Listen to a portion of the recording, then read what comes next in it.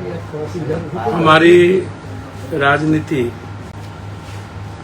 या हमारा सामाजिक जीवन या मेरा पारिवारिक जीवन और व्यक्तिगत जीवन कंप्लीट रूप से जाति विहीन परिवार के रूप में, धर्म वर्ग विहीन परिवार के रूप में जाना जाता है। मेरा व्यक्तिगत आचरण, व्यक्तिगत चिंतन, व्यक्तिगत चरित्र, व्यक्तिगत विचार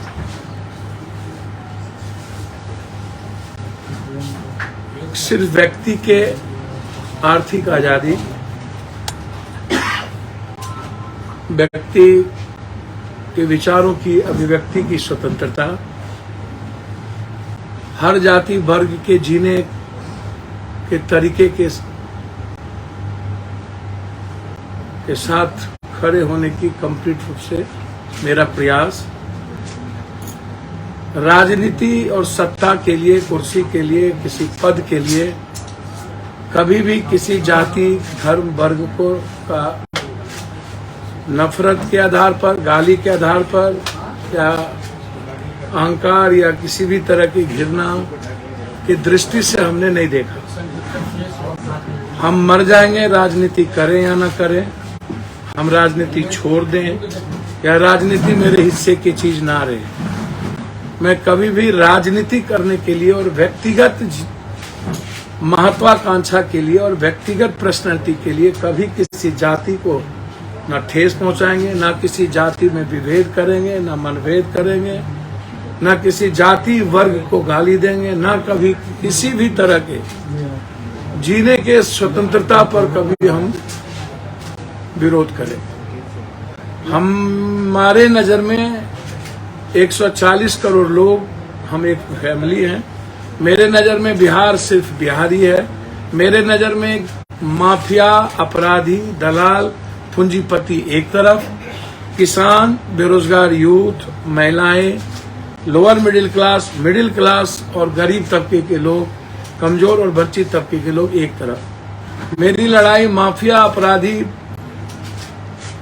लुटेरे, पूंजीपतियों और भ्रष्ट नेता और उन्मादी नेता, नफरत पैदा करने वाले नेताओं के खिलाफ है, जिसका विश्वास संविधान में नहीं है, लोकतंत्र में नहीं है, जिसका विश्वास किसी ईश्वर में नहीं है, जिसका विश्वास सिर्फ एन केन प्रकार इंसानियत का कत्ल करके, खत्म करके, समाज का कत्ल करके सिर्फ राजनीति और सत्ता हथियाने का है। इसीलिए मैं शुरू से ही, चाहे वो कोसी, सीमांचल, मिथिलांचल, जहां से मेरी राजनीति की शुरुआत हुई और फिर बिहार के परिप्रेक्ष्य से लेकर देश, सदन से सड़क तक, 90 के पहले की राजनीति, 83 के मुखिया से लेकर अभी तक लगातार हमने, हमेशा हमारा प्रयास रहा है कि इस देश के और इस बिहार की आर्थिक उन्नति, इस बिहार का कंप्लीट रूप से जो सबसे बड़ा वर्ग समूह है, किसानों का, मजदूरों का, महिलाओं का और युवाओं के, बेरोजगारों का, उसके जीवन का प्रगति, उसको बदलना, उसमें कभी भी कोई कंप्रोमाइज हमने नहीं किया। न आगे हम दुनिया में कभी कोई कंप्रोमाइज ऐसी राजनीति करने के लिए करेंगे। इसीलिए जो मिजाज बिहार का है और जिस तरीके की राजनीति अभी चल रही है, कंप्लीट रूप से नफरत का, कंप्लीट रूप से गलत तरीके का, गाली गलौज का, कंप्लीट रूप से इस देश में सभी तरह की विविधताओं को चैलेंज करने की आज स्थिति यह है कि जाति के आधार पर भी लोगों के भीतर डर है कि मैं बोलूं या ना बोलूं, और देश के आधार पर भी समाज में इन नेताओं ने एक बड़ा खतरनाक खेल खेल दिया है कि किसी को बोलने की और कोई अपनी बात कहने की आजादी खत्म कर दी। तो इससे हमें लगता है कि जब आदमी, कॉमन आदमी बोल नहीं सकता, कॉमन आदमी अपनी बात कह नहीं सकता, अपने अधिकार के लिए बात नहीं कर सकता, लड़ नहीं सकता, सड़कों पर उतर नहीं सकता, तो संविधान और लोकतंत्र दोनों खतरे में है और इतिहास भी खतरे में है। और मुझको लगता है संस्कृति और समाज की तहजीब भी कदरे। ऐसे समय में पप्पू यादव की भूमिका जो लगातार रही है, चाहे सामाजिक सेवी के रूप में हो, चाहे किसी आम आदमी के साथ खड़े रहने की हो, या आम आदमी की जरूरत की आवाज के लिए हो, सदन में हो या सड़क पर हो, लाठी खाने से हो, हमने हमेशा प्रयास किया है कि बिहार देश में सबसे ऊंचाई पर जाए, तरक्की करे, और हमेशा कोसी, सीमांचल, मिथिलांचल और बिहार की आवाज हम बनते रहे। चाहे UPSC, BPSC, SSC, STT, TT, engineering, जिन मुद्दों से हो, जिन बड़ी छोटी घटनाओं से हो, मैंने हर घटना में समाज को इक्वल नजरिए से देखा और कोशिश किया है कि मैं उसको बचा पाऊं। इसीलिए मैं लगातार प्रयासरत रहा हूं कि कांग्रेस, लंबे समय से मैं कांग्रेस के साथ खड़ा रहा हूं, लंबे समय से मैं लगातार प्रयास करता रहा हूं कि जो वसुधैव कुटुंबकम और सार्वभौमिकता का और सार्वभौमिक संभाव का जो एक बेमिसाल भारत है, उसकी रक्षा हो। और हम सिर्फ विकास और आम आदमी और युवाओं के रोजगार और इकोनॉमी की बात करें कि 40,000, 60,000, 70,000 रुपया महीने का इनकम एक व्यक्ति को कैसे हो और व्यक्ति पर कोई भी तरह की आर्थिक बोझ ना पड़े, व्यक्ति को जस्टिस कॉमन तरीके से मिले, जबकि 90%, 92, 97% लोगों को इस कंट्री में जस्टिस नहीं है। पैसे, ताकतवर, माफिया, दलाल, नेता को जस्टिस है, लेकिन मिडिल और लोअर मिडिल क्लास, गरीब, किसान, महिलाओं को जस्टिस नहीं के बराबर मिलती है। तो हमारी लड़ाई वहाँ है और मैं इस तरह की लड़ाई को मैं हमेशा लड़ता रहा, चाहे वो बाढ़ हो, कोरोना हो, छोटी घटना हो, बड़ी घटना हो, भूज हो, उत्तराखंड हो, आवाज हो, संघर्ष हो, और इस सवाल पर मैंने कोई कंप्रोमाइज नहीं किया है। इसीलिए हमेशा कांग्रेस के सड़क से सदन के साथ में खड़ा रहा। हमेशा जो कोसी सीमांचल की जनता हमेशा चाहिए कि पप्पू यादव जो हमारे हैं, हमारे बेटे की तरह हैं, मिथिलांचल के लोग हमारे पुत्र की तरह, भाई की तरह है, जो हमारे लिए जीते हैं। और मैं हमेशा प्रयास करता हूं सबके घर और आंगन तक मैं जाऊं, और हमेशा हर घर के आंगन को मैंने जल चढ़ाया, चाहे तुलसी सूख जाए चाहे तुलसी जिंदा रहे। हमेशा मैंने प्रयास किया है कि जल चढ़ाकर बिहार की संस्कृति को जिंदा रखूं और कभी भी न्याय में किसी को कमी ना हो। आर्थिक रूप से हर घर की मदद करने का प्रयास किया हूं। कोई ऐसा पीड़ित घर नहीं है जहां आर्थिक मदद नहीं किया, लेकिन इसके बावजूद भी एक पहल है हिंदी पट्टी इलाके में। देश के नेता अलग अलग, आज महागठबंधन की और एनडीए की बहुत बड़ी बैठक हो रही है। चलिए, एनडीए का तो मैंने पहले कहा कि एक व्यक्ति है जो अपनी बदौलत अब राजनीति नहीं करना चाहती है। वो पवार हो, अजीत पवार हो, कहीं पर पटेल हो, कहीं मणिपुर हो, कहीं कोई हो, कहीं थूक छटा हुआ व्यक्ति जिसको पार्टी को तोड़ दिया, भगा दिया, कुशवाहा जी हो, चाहे चिराग जी हो, चाहे जिनका हो। चलिए, उन्होंने एक प्रयास तो शुरू किया। 24 में चुनाव जीतने के लिए नेक टू नेक एनडीए ने जिस तरीके से लगातार, चाहे यूपी में निषाद का मामला हो, चाहे पटेल का मामला हो, चाहे यहाँ मांझी जी का मामला हो, चाहे किसी अन्य का मामला हो,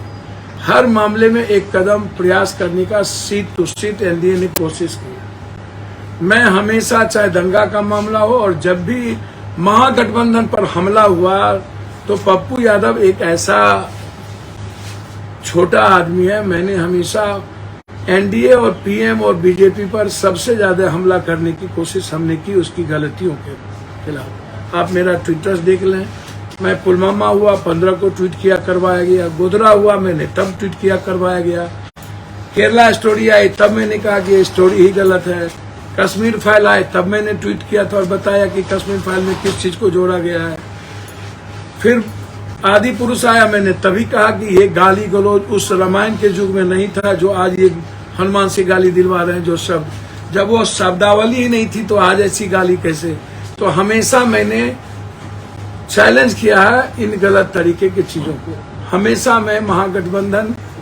और बिहार के विपक्ष के रूप में मैं हमेशा खड़ा रहा। जब भी कोई बारी आती है तो विपक्ष की भूमिका में 17 साल के बाद बीजेपी पहली बार राजनीति करने के लिए पूरी ताकत लगा के 2000 आदमी नहीं जुटा पाए, और SIS को गार्ड को बुलाना पड़ गया, और उसके बाद मिर्ची गुर्दी सबका उसको सहारा लेना पड़ गया, और उसके बाद उसने डोमिसाइल मुद्दे पर कोई बात नहीं की। तेजस्वी तेजस्वी तेजस्वी तेजस्वी। अब एक व्यक्ति अब मैं लगातार इस मामले में प्रयास किया, पहले भी इन्होंने बैठक की और भी लोगों को बुलाया, मैंने फिर दोबारा आज बैठक हो रही। मुझे लगा कि आखिर जो व्यक्ति सबसे ज्यादा प्रखर हो एनडीए के करतूत के खिलाफ, जो व्यक्ति सबसे ज्यादा प्रखर हो बीजेपी और बीजेपी के नेताओं के कुकर्म और कुकृत्य के खिलाफ, उसके तरीके के खिलाफ, जो कंप्लीट डेमोक्रेसी और आर्थिक आजादी के सवाल पर, इंडियन संविधान के सवाल पर और इतिहास के सवाल पर लगातार सबसे ज्यादा बात रखता हो बिना जाति धर्म के मजहब के, आखिर क्या कारण है कि जब मैंने कई बार लालू जी से भी हम मिले और तब भी ये बात हुई कि तेजस्वी जी बैठेंगे करेंगे, आखिर कौन क्या कारण? मैंने कई बार कहा कि ये चुनाव 2025 का नहीं है। यदि किन्हीं के मन में यह सवाल है कि 2025 के चुनाव को देखते हुए मैं कोई राजनीति करूं, तो आज जब कांग्रेस ने बड़ा दिल दिखाया है 2000 अपनी, चाहे ममता दीदी इतना ज्यादा परेशान होने के बावजूद कांग्रेसी लोकल इकाई क्या नहीं कहा, तब ममता दीदी साथ में है, लोकल इकाई दिल्ली की क्या नहीं कहा, तब उन्होंने बड़ा दिल दिखाया अरविंद केजरीवाल जी को। लगातार कांग्रेस राहुल गांधी जी ने जिस तरीके से बड़प्पन और दिल दिखाया, क्या हम बिहार में उस बड़प्पन के साथ खड़े नहीं हो सकते? क्या दिल नहीं दिखा सकते? जबकि मैंने कई बार नीतीश जी को अपना प्रयास किया कि मैं, हमारे नेता भी प्रयास किए, हमारे लोग भी प्रयास किए कि हम लोग चाहते हैं कि आपको जो अच्छा लगे, जिस रूप में अच्छा लगे, हम लोग चाहते हैं महागठबंधन का हिस्सा हो। आप राजा है, तय आपको करना है, आपको जरूरत है किसकी की नहीं है। वैसे तो मैं लगातार बिहार के हर जगह, हर क्षेत्र में, हर घर में हूँ। मैं लगातार, यदि इंडिविजुअल आप लीडरशिप की बात और किसी की करिएगा, तो इंडिविजुअल व्यक्ति, आज पप्पू यादव पर कोई जाति का ठप्पा नहीं है, पप्पू यादव पर हिंदू मुसलमान का ठप्पा नहीं है, बेईमानों का ठप्पा नहीं है, पप्पू यादव पर किसी भी तरह के